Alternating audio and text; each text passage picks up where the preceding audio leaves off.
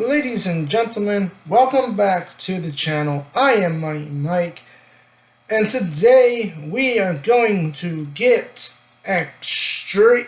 Hold on. Every year WWE does this. Extreme Rules pay-per-view, but we get no Extreme Rules matches. So you know what? Before we get into predictions, I'm going to rant about this. Liv Morgan, Ronda Rousey, Extreme Rules. Nah, not extreme enough. Matt Riddle, Seth frickin' Rollins, Fight Pit match. Drew McIntyre, Karrion Kross, in a strap match. Bianca versus Bayley, ladder match for the Raw. Wait a minute. I Quit match. Old fashioned Donnybrook match.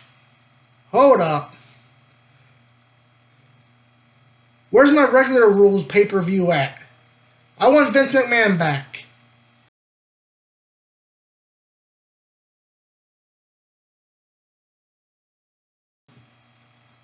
Alright, ladies and gentlemen, welcome to the show. I had to get that joke in there.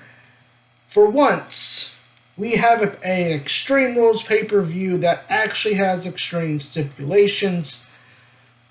And as you can see on my t-shirt, you know, I got the little, I don't know if you can see it, but yes, I'm buying into the whole White Rabbit thing. Is it Bray Wyatt, the return of Bray Wyatt? But before we get into the predictions, I do want to talk about this because I feel like, to me, the fans are hyping themselves up for something that may not actually happen. And I just want to prepare you guys because, frankly, we do, as fans, tend to hype ourselves up, you know, with all this fantasy booking that we like to do. And believe me, fantasy booking is absolutely fun to do. Always, you know, speculate, oh, this could happen, this could happen. That's great.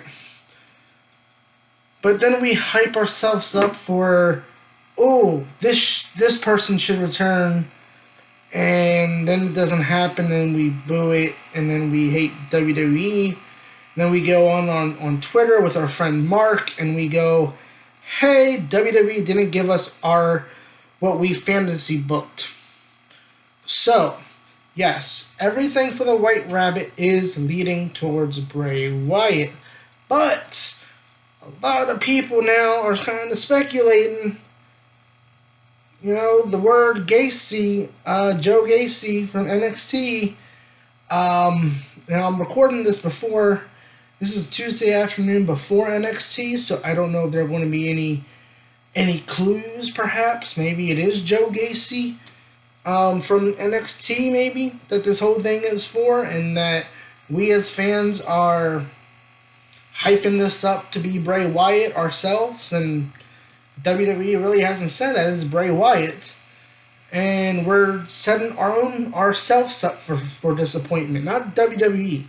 Yeah, this has been fun. I'll admit, it's been fun digging around in these clues that they've been giving us, these QR codes. It's fun. It's different. I absolutely enjoy these little hints and clues and QR codes, and trying to figure out what they all mean and who it could be. It's fun. I hope WWE does more stuff like this in the future. But again, I just want to say, do not go online on Twitter with your friend Mark and blame WWE if it's not Bray Wyatt, because they've never said that it's Bray Wyatt. We as fans have said that it's Bray Wyatt. It can't be anybody else but Bray Wyatt because we want him to come back to WWE, be it the Fiend or, you know, the original Bray Wyatt character, or whatever version of Bray Wyatt that we may end up getting from all this. So again, now that's out of the way, let's get into our really Extreme Rules pay-per-view. So, I got Wikipedia here pulled up. All 6 matches are extreme, as I said. First up is Liv Morgan, Ronda Rousey, Extreme Rules for the WWE SmackDown Women's Championship. So, I think to me, Liv Morgan has done a great job as SmackDown Women's Champion. I think it's been different for WWE to actually give someone else in the locker room a chance at the title. Outside of Ronda or the Four Horsewomen, it's pretty scarce for opportunities there in the women's locker room in WWE. So for Liv Morgan to have held the title this long, she's beaten Ronda Rousey twice so far, and she beat Shayna Baszler at Clash at the Castle.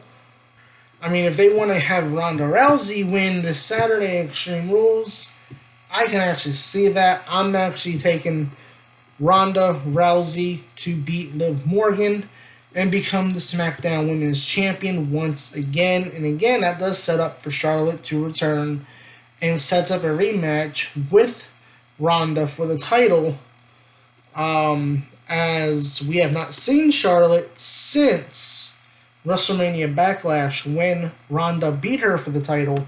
Next up, Matt Riddle versus Seth frickin' Rollins fight pit match. So, for those who don't know, who didn't watch NXT or may not know or didn't watch NXT at this time, so this is basically like a UFC type of match, style match, where the only way to win is submission or knockout, and Daniel Cormier will serve as the special guest referee. WWE, I'm not sure I don't know, maybe someone in the comments can fill in, but man, can we get Ken Shamrock to come back? I mean, Ken Shamrock tweeted out that the fans wanted him to be the special guest referee. Ken Shamrock then tweeted out that he would be a special guest referee, but they have to call this match the Lion's Den match, which throwback to the Attitude Era, in which this is kind of match that WWE had back then. But I think to me, with Survivor Series coming around the corner, I don't know. Because Seth Rollins and Roman Reigns for the Undisputed title at Survivor Series, the 10-year anniversary of the Shield. So you kind of want to have Seth Rollins look strong going into that potentially. If that is the case, it's the match that makes the most sense for Roman Reigns at Survivor Series. Seth Roman on the 10-year anniversary of the Shield. But I think this match fits Riddle. Matt Riddle is going to win over Seth Rollins. Strap match. Drew McIntyre, Karrion Kross. I'm going to go Karrion Kross. I think Drew now, he didn't win that Clash of the Castle. Now I think they're trying to build up Karrion Kross, and Drew is going to be that guy that is going to give Kross a win that is going to make the fans say, okay, this guy is serious. This guy is going to be a future world champion in one day, whenever they split the titles back up. But absolutely love the presentation with Karrion Kross and Scarlett. Absolutely beautiful. So glad he's got his NXT gimmick back. Ladder match for the Raw Women's Championship, which I believe is going to be your main event. The reason I say that is there's no Roman Reigns match.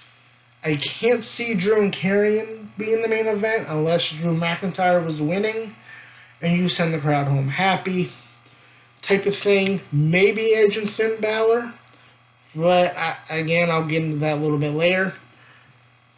But I believe this will be your main event. Bianca, Bayley, an absolute banger of a ladder match, I predict, will be absolute killer. 20-25 minute match.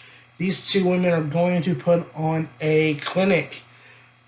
I don't think Bianca's losing anytime soon, even though, as I said, I talked about Charlotte in the SmackDown Women's Championship match. If Bianca's going to lose, I'd rather it be her to lose the title to Bayley and not Charlotte, because Charlotte doesn't need another title reign. So, if Bianca is going to lose, and I've said this before about Roman Reigns, I've said this about the Usos, and they still have their titles. But if you want to take the title, the Raw Women's title, off of Bianca and give it to Bayley, this is the perfect time to do it. Even though I'm not predicting Bayley to win, I'm just saying, perfect time to do it. Also, of all the 4 horsewomen that have feuded, we have never gotten a proper Becky and Bayley feud. Never. The timing has just never worked. So if Bayley does win the title, she can transition to Becky, and Becky and Bayley can have a proper feud for the Raw Women's title. An I Quit match, Edge, Finn Balor. You know, man, this is tough because I feel like WWE's backed themselves into a corner with this match. Because Edge, Balor saying I quit, it just doesn't, I can't see either of these two saying I quit. And it feels like it's one of those things where it's like, I think Finn Balor is going to win. Like, I could see them doing something with Beth Phoenix, where Finn Balor, where maybe Rhea has Beth Phoenix, and she's beating her up or whatever, and then like Edge, and Finn's like, if you don't say I quit, Edge, she's going, Rhea's going to end Beth's career or break her neck, do whatever, right? Something like that, and that forces Edge to quit. I can see that being a possibility here, just because, how much longer can Rhea really be involved in all this whole thing, and there not be a female wrestler by Edge's side in this whole entire situation to counter Rhea? So I feel like Beth would be absolutely perfect for that, and they really need to do that at some point. But I do feel like this is going to be another great match on the card. I do think Finn Balor is going to win by some kind of sneaky tactic. Like I said, using Beth with Rhea attacking Beth and Edge wanting to say I quit in order to protect his wife, type of thing. So the last match on this card, 6-man tag in a good old-fashioned Donnybrook match. The Brawling Brutes, Sheamus, Ridge Holland, and Butch versus Imperium. Gunther, Ludwig Kaiser, and Giovanni Vinci. Now remember, Friday night, season premiere of SmackDown, we have a rematch from Clash at the Castle. Gunther versus Sheamus for the Intercontinental title. I kind of wish this was on the Extreme Rules pay-per-view, because I think these two, you give them a good stipulation in a one-on-one match, they could absolutely top what they did at Clash at the Castle. But we have a 6-man tag on Saturday, and I believe, to me, that is going to be the Brawling Brutes, because I don't see Sheamus beating Gunther on SmackDown for the Intercontinental title. They could go that route, absolutely. But I think, to me, this is kind of similar to the 6-woman tag match we had at Clash of the Castle with Damage Control versus Bianca, Alexa, and Asuka, where Damage Control did not win the women's tag titles, but they did end up winning the 6-woman tag at Clash at the Castle, even though they did win the tag titles a little after that. But before the pay-per-view, before Clash of the Castle, they lost. They didn't win the tag titles, so they kind of got their win back at Clash of the Castle. Bayley pinned Bianca to set up their match. So I kind of see this being very similar, where Sheamus and Gunther kind of take themselves out. Butch or Ridge Holland will pin Kaiser or Giovanni to win the match. And again, I think this will be an absolute banger. So many good potential matches on this card. There's only 6 matches, and as of the when I'm recording this, but yeah, those are my predictions for Extreme Rules 2023. 2022, and I'm skipping ahead of myself a year. And what will the White Rabbit be? Leave your comments below. What do you think will be the White Rabbit? Is it the Fiend? Oh, you can see, I gotta figure this out. But I gotta figure out my camera placement better. But is it the Fiend? Is it Bray Wyatt? Is it Joe Gacy from NXT? Is it somebody else that we're not talking about? Comment below what you think, or who you think the White Rabbit is. Let me know what you think of Extreme Rules 2022, not 2023. That is a year from now. As we get ready for the season premiere of SmackDown on Friday, Extreme Rules Saturday, and the season premiere of Monday Night Raw, with a DX 25 years anniversary celebration. A big week in WWE coming up. So, once again, I've been your host, Money Mike. Enjoy the week, everyone, and I'll be back with more wrestling content.